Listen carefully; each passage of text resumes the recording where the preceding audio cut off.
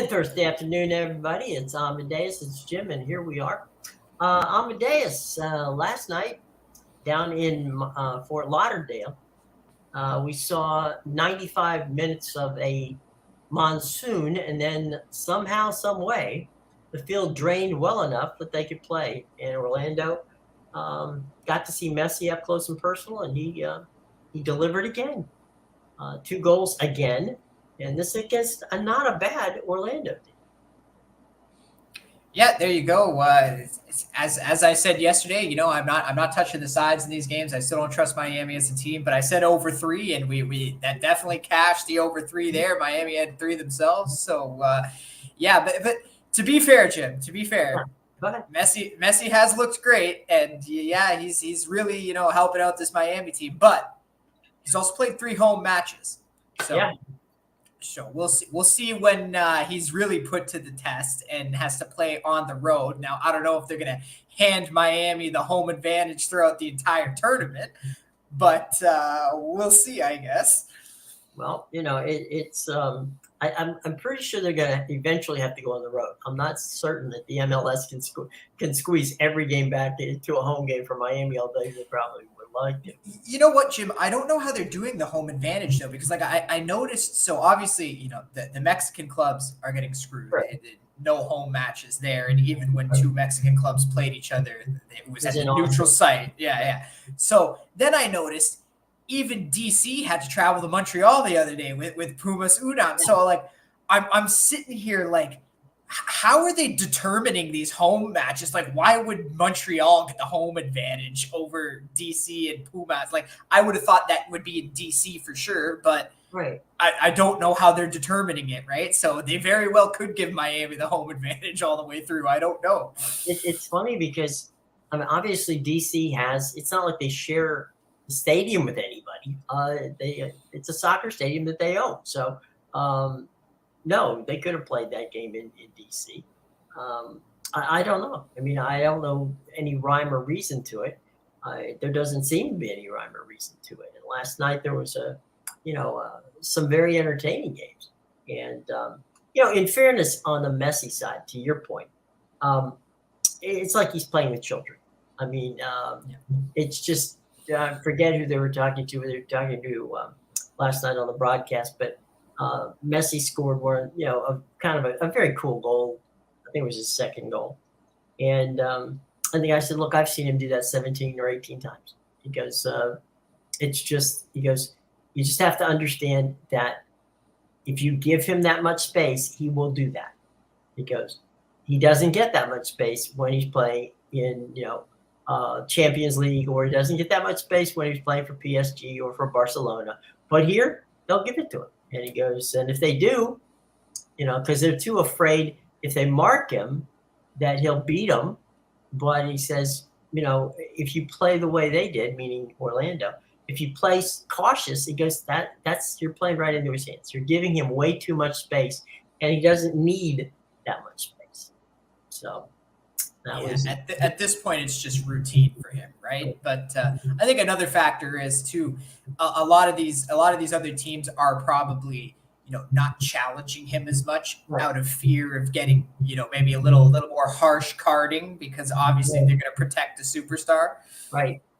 Well, you brought that point up when we were talking before you ever played the first game. You said, I think he'll get a score in the first game, but you also said it'd probably come from the penalty mark because, they're going to give him what we used to call in the NBA Jordan rules, where there's everybody else and then there's Michael Jordan. Touch him and you get, you get thrown out of the game. It's one of those kind of things. So exactly. I think you're right. I think, they don't want to get too close to him for fear of, getting a card or something. And, but at the same time, he's been given an amazing amount of space to do what he does. And if you give him that space, just like they were talking about on the broadcast last night, he's going to burn it. Yeah, well, like I said, he's exposing the talent of the league right now. Or the lack thereof. Yeah, you can take it from the marketing side where it's a great move, but from the actual, player perspective, maybe not great because it's exposing, how lesser of talent the league really is. For sure. I know that you and I spoke in the pre-show about the commentator saying that for the first time, the Beckhams lived down in the south part of Miami. And for those of you not familiar with Fort Lauderdale is approximately 60 miles north of Miami. Okay, so 60 miles would be an hour drive, on normal roads, but Miami traffic being as it is, it's probably it literally could take you 2 to 3 hours to get to Fort Lauderdale. Victoria Beckham did not go to any of the games other than the opening game of the Miami team, and David Beckham said she's been to all of them now. She has not missed a home game, and she probably will go with them on some of the road trips because she wants to see Messi. So if you look up, there's DJ Khaled, there's pretty much anybody, the Williams sisters. Everybody who lives in Miami, Andy Garcia. It's just the celebrity list, the A-list of other athletes who are coming to watch these games because of him is amazing. And there was a great story in the Washington Post about a family who flew from Jamaica to watch the game, just to come and see a game, and then they flew back home. So it's something that is rare, and I look at the marketing side of it. So from the marketing side of it, couldn't be a better situation, and we'll see. But you're right. Once it goes on the road, but then there's this star attraction on the road. It's going to draw crowds on the road too. Yeah, that's the thing, right? Is it won't just be the Miami fans. You'll have probably a large now. It probably won't help them because obviously it'll be home fans, but even the home fans will come out to see Messi. Well, there's going to be Messi fans everywhere, so there's probably going to be people in the building wearing maybe his Barcelona shirt or his PSG shirt or his Argentina shirt. Yeah, but my point is, like, if you're like a Seattle fan, for example, right? For sure. And you're thinking, okay, I'm not going to go see a ton of games this year. I'm only going to see maybe 2 or 3. You're going to pick the one Inter Miami rolls into town for sure. Right. So those stadiums are absolutely going to be bumping when he comes in. Right. The only game I've been to, baseball game I've been to this year, was to see Ohtani play. I went to see the Angels, in a series, and it was fun to go and, to sit in the stands as a fan and watch the game and to watch Ohtani play was a treat. And, from my standpoint, I wanted to see this, this guy's the unicorn. So, if and when Messi ever gets to play DC United, I'll probably go out and watch him play. Yeah, but same over here. Like, I remember one of the first baseball games, probably the first baseball game I ever watched, because I never went to baseball games as a child. We were more of a hockey family. Was always getting hockey tickets and things like that. So I've seen the Leafs a ton, but sure, I never really saw the Blue Jays in person till a few years ago.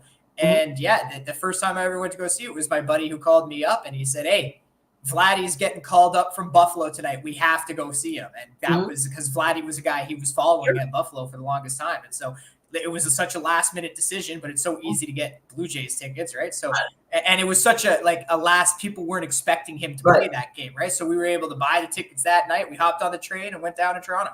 There you go. So, it works sometimes. So, it is what it is. It's an interesting situation. And, let's take a look at our Women's World Cup results from this morning. Korea and Germany drew 1-1, and then Morocco beat Colombia 1-0, and that's it, right? For that's the last of the stages, correct?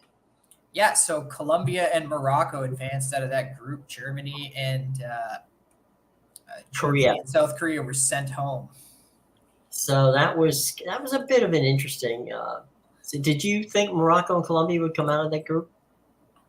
No, I knew Colombia was going to come out of it, but I didn't think. I thought Germany was going to win the group, but yeah, that was definitely a shock to see the Germans go, especially when I said they were the number 2 team in the world. Now they just passed Sweden for number 2, so that was a big shock seeing them. We watched that video where the people right before the World Cup started, they were talking about how Germany is really the biggest threat because of the experience and the youth. But yeah, I don't know, they kept pressing South Korea. I think they were even trailing in that match. They just find a way to win it. They just needed really to win it because they had the goal differential from their 6-0 route, and they just couldn't do it. That's so it goes.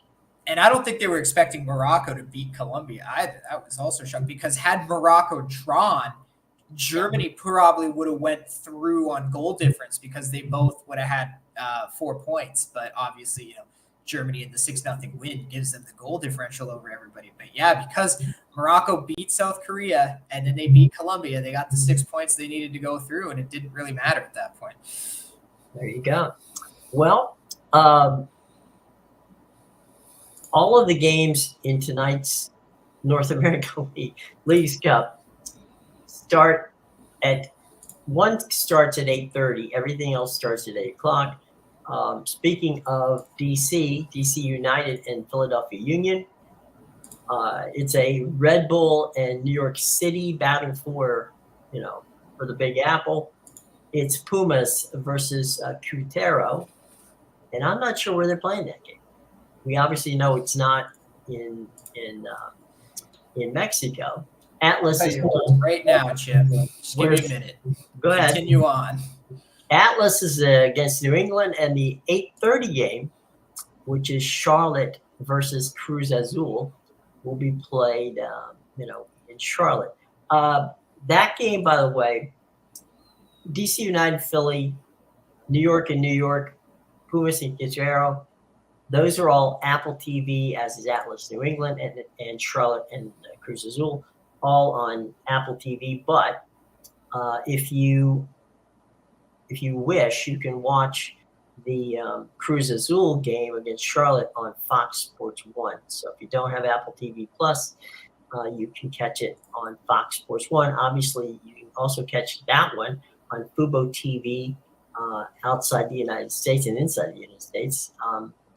And TuneIn, which is TUDN in US Moss, Unimoss, and TuneIn.com. So a couple of other normal options that you get to see. So the game on cable TV tonight is Charlotte and Cruz Azul. Everything else gets streamed on, of course, Apple TV Plus. So there you go for your games for tonight. We talked about I guess tomorrow the knockout stage will begin in World Cup action, right? Yeah, that's 10 o'clock tomorrow. So I guess nothing overnight tonight. But yeah, going back to that Pumas match, I have it here, Jim. And this one's rich, man. This one's rich.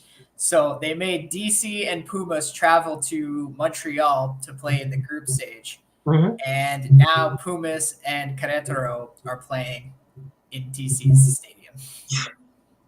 So DC's in Philly. Yeah, at Audi Field they're playing. So that's Pumas and Querétaro. And then, DC is at Subaru Park in Philadelphia. Right. So, okay. Well, at least the folks in DC will have a game to go to tonight. Those who didn't choose to jump on the train and take the 90-minute trip up to Philadelphia. But this was my point. They could have had that group stage in DC, and nobody would have to travel anywhere. Like, it makes no sense. Yeah, it would have been simple. Pumas could have stayed in the same town, right? And then DC to Philadelphia wouldn't have been a far travel for them. No. And for all we know, that those two teams are staying in DC anyway. Yeah. So that's crazy. Like I said, I don't know how the home advantage is being determined here, but it's even messing with the books because obviously, you yesterday and myself as well. We were seeing the home team on the left, the home team on the right. It was different wherever you went. So You got to check the stadiums before these Leagues Cup games for sure. Foxy's got something for us. Called it with Colombia, historic win over Germany, followed by a shocker today versus Morocco. Yeah, how about that Germany draw though? Who would have thought they were gonna just get kicked out? South Korea was awful in their first 2 matches. I can't believe that they scraped that draw away. Oops. Well, Foxy, I got to tell you, buddy, it was not a pretty sight, that's for sure. And like you said, we face the possibility here. You were talking about the preview show that we saw, of a legit chance that the U.S. and Germany will be out in the first round of the knockouts.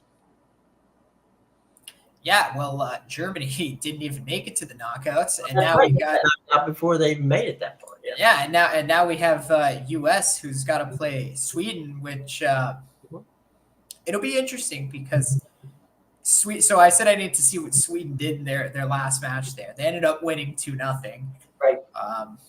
It wasn't a dominant performance, but they still won a match that they didn't need to win. Like they could have escaped with a draw and won the group, but they still decided to go get the 9 points. Mm-hmm. And I think that speaks volumes about their team. They are the number 3 ranked team in the world as well. So I know USA is ranked number 1, but this Sweden team is right there. They're number 3, and they were actually ranked number 2 before Germany overtook them a few months ago. But I feel like that's gonna go back the way it was now that Germany's definitely gonna drop some points for getting kicked out in the group stage. So. Yeah, you're probably going to see Sweden will be the number 2 team once again in the world. So, this is basically your number 1 and number 2 right in the round of 16. There you go. 2 best teams in the world for the women's side. Going for it. Real quick around the major leagues today.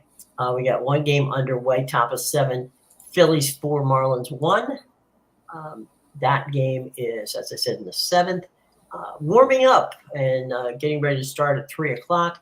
White Sox Rangers, Scherzer on the hill for your Texas. Jim, I think you got to refresh on some of these. Oh, what's the matter? Do some of those games have started? Over? No, they're not over, but I see a score in that White Sox game. You're right. The White Sox are up 3-0. Scherzer having definitely a bad start. Was he going today? Wow. What did I say about him on the road, Jim? Yeah, blowing up. He's a 4-run guy on the road this year, and he's already got 3 in the first. Yeah, but I mean, he's at home. He's new home. Oh, I guess. Oh, yeah, he is at home. Wow. Well, by the way, the Marlins snuck another run across whilst I was refreshing. So let me restart here. We got the bottom of the 9th, Marlins, Phillies. That game is 4-2 Phils. White Sox, Rangers. Thank you for telling me to refresh. Max is getting batted around as the White Sox are ahead of the Rangers 3-0. Mets and the Royals, end of 1. Of course, those are 2 really stellar teams playing there. Royals up on that one. 3:07 first pitch, Blue Jays and Orioles. That's Flaherty getting his I think we talked about that yesterday. Flaherty getting his first start as a Baltimore Oriole, and he's facing Kevin Gausman, who's one of the Blue Jays' better pitchers. 3:45 Giants D-backs. That would be I don't have a pitcher for Arizona, but I do have Alexander for San Francisco. It's supposed to be Brandon Pfaadt for the Diamondback. I don't quite know how to say it, but it's like P-F-A-A, D-T. Yeah, and with a 0-4 record and 8.20 earned run average, it really doesn't matter. He probably won't be there long. Astros and Yankees. That's a 7:15 first pitch at in the Bronx, and that's Javier on the hill for Houston. It is Schmidt on the hill for the Yankees. Pirates, Brew Crew. Brewers have been playing pretty terrible lately. They blew a game yesterday against the Nationals, and you got Keller on the hill for Pittsburgh. You got Hauser on the hill for the Brewers. Twins, Cardinals. That's Sonny Gray from Minnesota. I'm surprised he didn't get traded at the deadline, but what can I tell you? Livator is on nail for St. Louis. They still have enough pitchers to get games going. Cincinnati and the Cubs, so pretty entertaining game last night. You've got the Cubs. The Cubs have scored 36 runs in their last 2 games, Jim. Isn't that amazing? 16 yesterday and 20 the day before. Right. And so they missed the extra point. Okay, so basically there. It's what's the over 40 on this game today?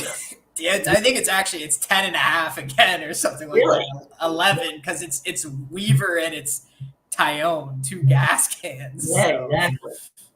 Well, you might as well. When the Italian is 5.46 ERA, so, and he's the better of the 2 pitchers. Weaver's a 6.80. Oof. And Weaver was the guy I was telling you. Remember, so they've won 8 of their last 10 with Weaver on the mound. Oh man, Angels Mariners. Okay, the Mariners. This is an actual rematch of 2 guys who played in Japan against each other. Wu is pitching for Seattle. Ohtani is pitching for. Did he pitch against Ohtani? I actually didn't know that. There you go. I didn't know that they. I don't know that they actually pitched against each other, but they were there at the same time. So there you go. That's fun little fact. Fun factoid there. Sears and Urias. Sears for the Athletics. The Dodgers have Jose Urias on the bump tonight in their game at Chavez Ravine. So there you go. Phillies look like there's 2 outs. 2 outs in the bottom of the 9th inning. In that game, Rangers are batting. Actually, it's the end of 1. So Sox are up 3-0 on them. So there you go. And the Royals have scored in the top of the 2nd on the Mets in that game. So there you go. That's their scoreboard right now, right up to date. And we've got a bunch of afternoon action. So once we get off the air, I'm sure Amadeus is going to run to his television set to watch his Blue Jays play. So we'll see. So we'll see about that. I was on the Blue Jays last night and they cashed, so that was good. But take it. Mm-hmm. I don't bet them often. They definitely don't. They don't win as often as they should. I did see, and I thought it was kind of interesting. The defensive metrics on the Blue Jays has been really. I was surprised. I thought that they were a better defensive team. But are they bad? They're middle of the pack. But they're. I guess the thing that surprised me most is their outfield they don't have a plus arm anywhere in the outfield. So yeah, that makes sense. I mean, one of their biggest moves in the offseason was getting Kevin Kiermaier to play center field. So, well, now Kiermaier is a great. I mean, he'll cover a lot of room. So, catching the ball is not a problem with Kevin Kiermaier, and he's not that. He doesn't have that bad an arm. But if you're the center fielder, you gotta have a cannon for him. Yeah, well, that's my point. Is that was an area they felt they needed to improve. They tried to improve, but Kiermaier really the best option there. Yeah, in fairness, he's a plus defensive player. It's just he's not a plus arm. But you have to catch the ball before you throw it. So that's always a key. And he's definitely good in that respect. Like he gets a lot of stuff on the wall and things like that too. And he's the guy is fearless. I mean, I've seen him run into brick walls from time to time. Not necessarily the smartest thing to do, but definitely. I hated him when he was on the Rays. Well, now you can like him. He's on the Blue Jays. So. And the Blue Jays play, from what I understand, they play a pretty good schedule coming up. So they're gonna get an opportunity to make up for any issues that might have cropped up along the way. Yeah, there's a few teams. Like I noticed the Phillies, who just their game is over now. They did win 4-2. Now their next series is like against the National. They just played the Pirates and the Marlins. The Marlins are obviously better, but now they're going to go play the Nationals. And I forget who they had after that, but they had like another. Oh, I think it was maybe the Twins. Who the Twins are okay. They're leading their division, but they're like 500. So take that as you will. The Phillies, you get the Phillies who they're in second now, but even in third place, they would have a better record than the Twins in first. Well, it's fun because when the Phillies, it's the fun part about the I-95 corridor in all sports. Doesn't matter what the sport. Fans travel, so there'll be Philly fans in DC or DC fans in Philly for for the weekend games, and they all have their own. In Philadelphia, it's the you've got the bankers are coming to town, so those are the Citizens Bank Park, so they're the bankers.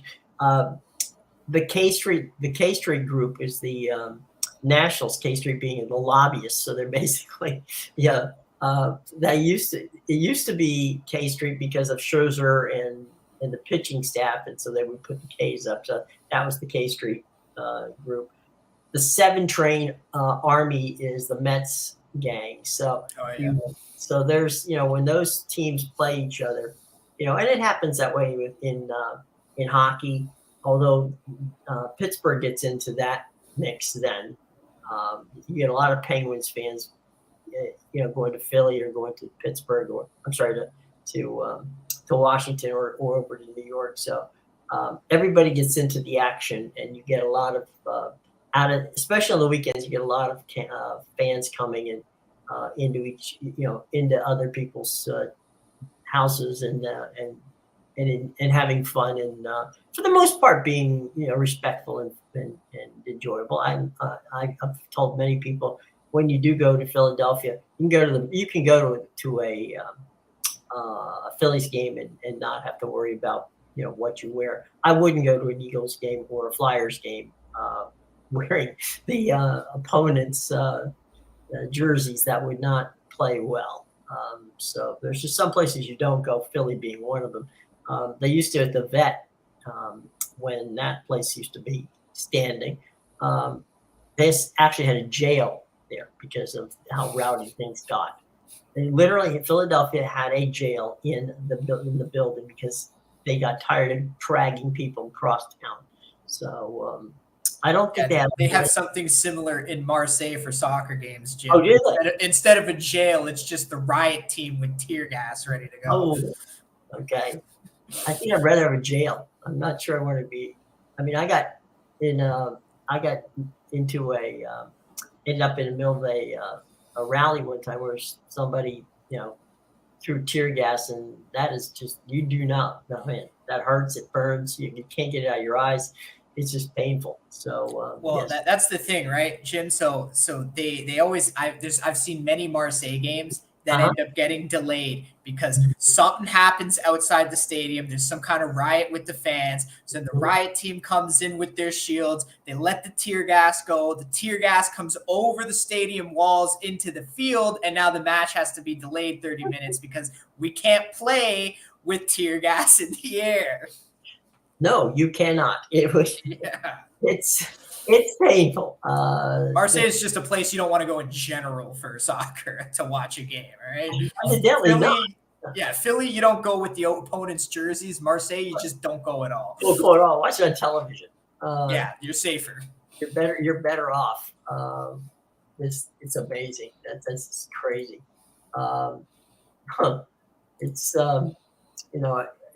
I'm scrolling through real quick to get some stuff from if there's seeing what's trending at the moment on Twitter.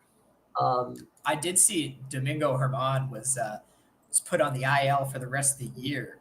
He's getting treatment for alcohol abuse. So yeah, that came out of nowhere. That's sad.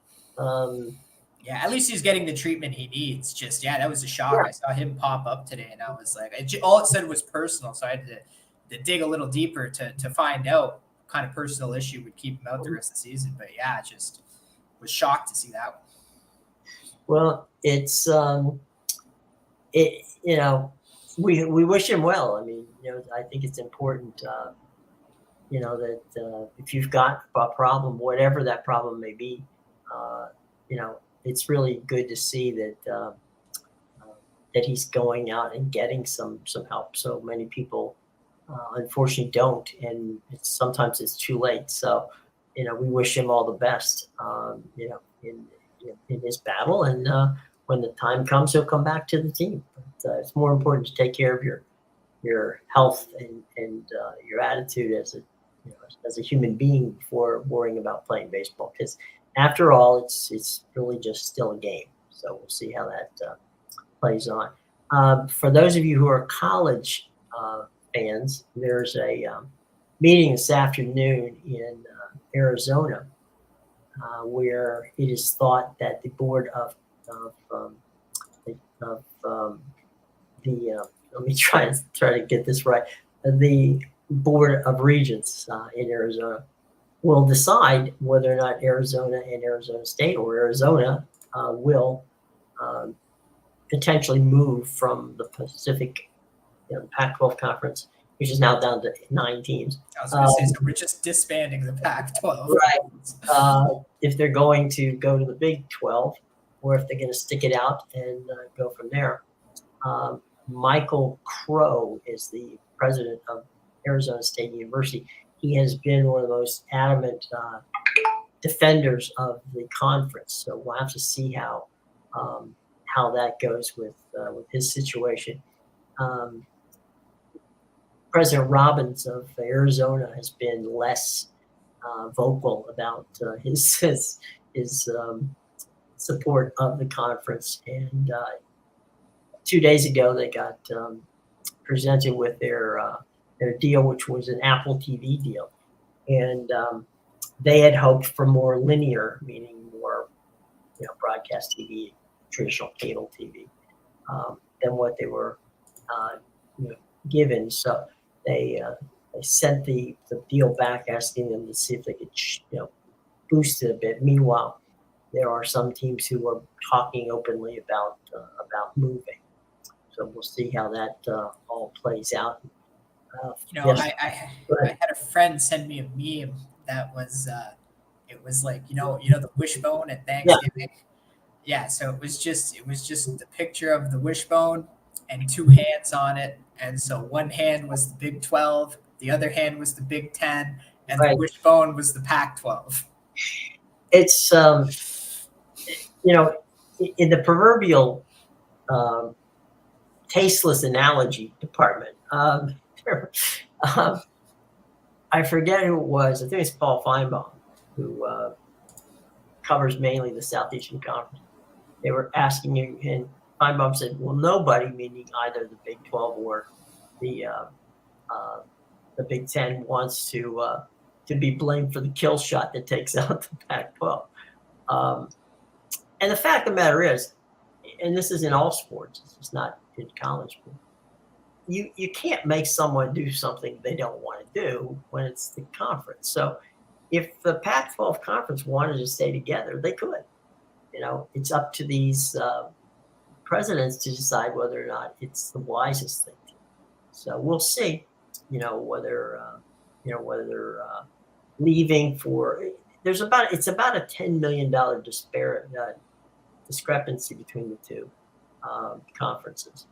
So if you're going to go over to right now, college sports is ruled by ESPN and Fox.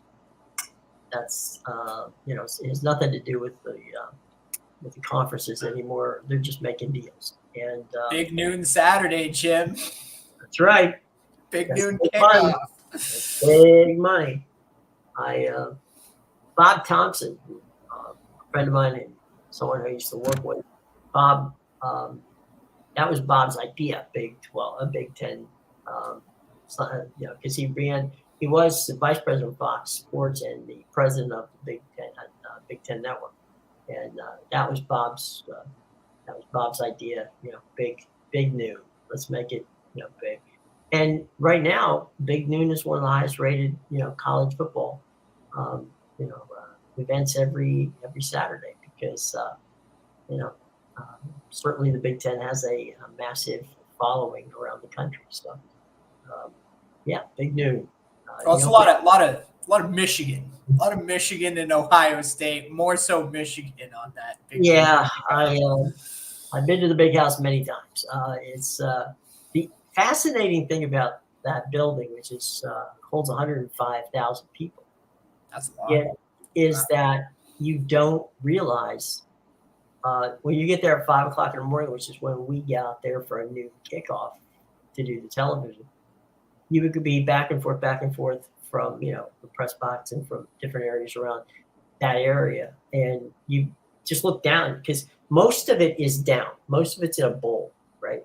Kind of like the stadium behind you. Most of it is if you walk into it. So you're going down. But then you look up and there's about 20 or 30 rows. So there's a deck above you. And so it's when you come out from the actual tunnels, if you're a player coming out of the tunnels, and you look out, there's literally nothing you cannot see but people. It's like a sea of people. So that can be pretty intimidating if you're the opposing team and you're running on the field and you just get blasted in. You can't make out any faces, I would imagine, because people are not exactly close to you, but you're running into what looks like a sea of people. It's a little different at the Horseshoe down in Columbus. It's that was one of those things where it was built, as I say, like a horseshoe. So it's got that. So then they filled in the end zone, and then they built that. So it's like a separate bit that's put in there. So it's still intimidating, but not as intimidating as playing at the University of Michigan. Which and also I will also say there's three stadiums in the conference that have over 100,000. Well, that's wild because most soccer stadiums that have 100,000. Yeah, and Penn State's the other State College.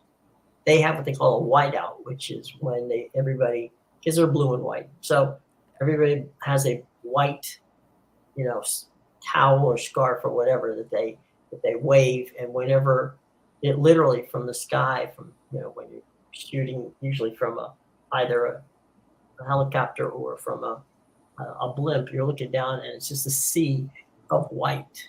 So it can get intimidating. There's no question about that.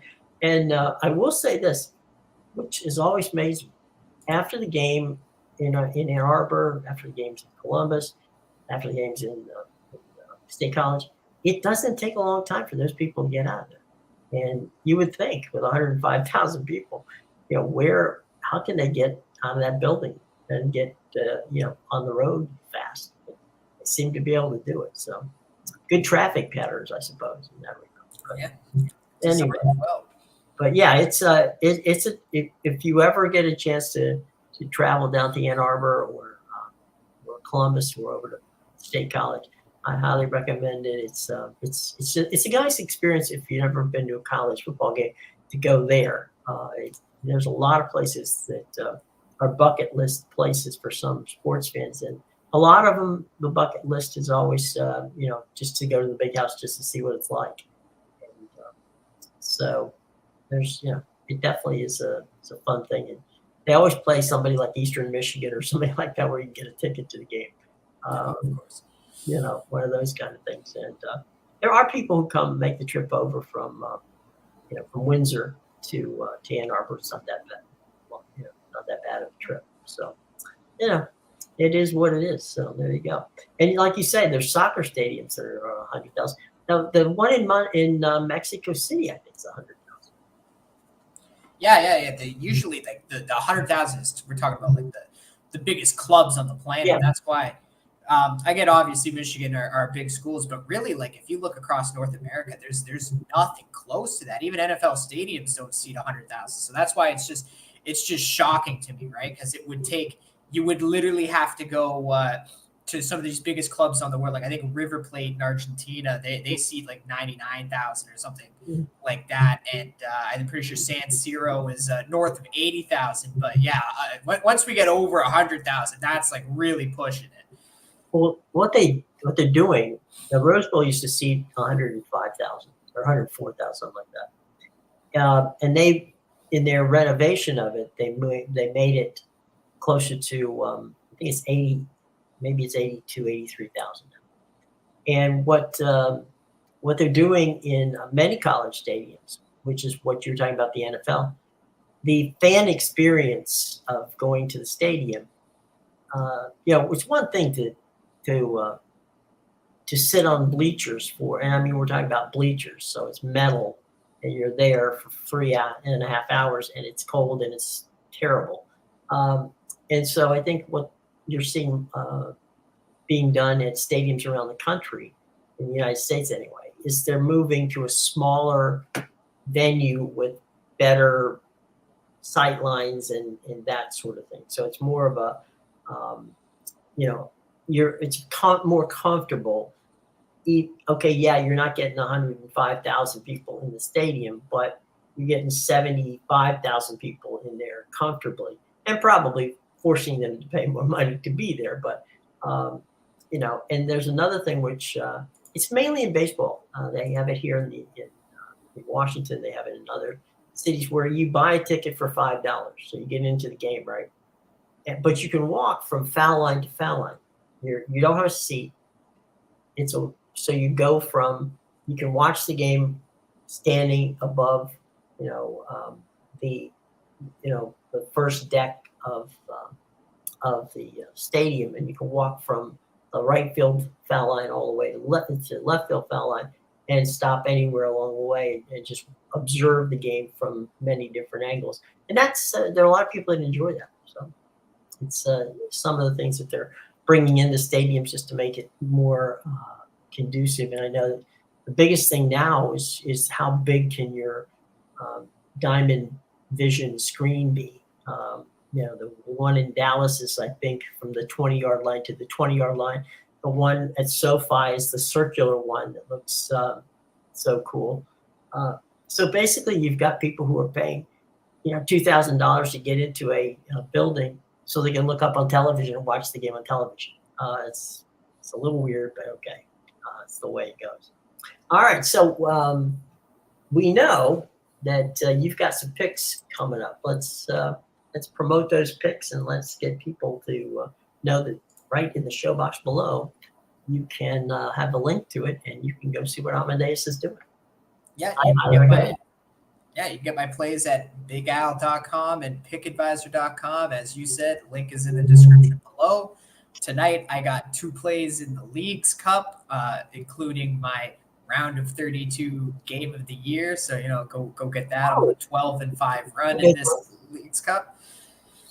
And I got one more play up for MLB. I went 3-0 in MLB yesterday, and I've already cashed the Phillies earlier today, which finished while we were doing the show here. So definitely 4-0 MLB run. Go get that baseball play to end the night, and then obviously the Leagues Cup. I've been super hot. There you go.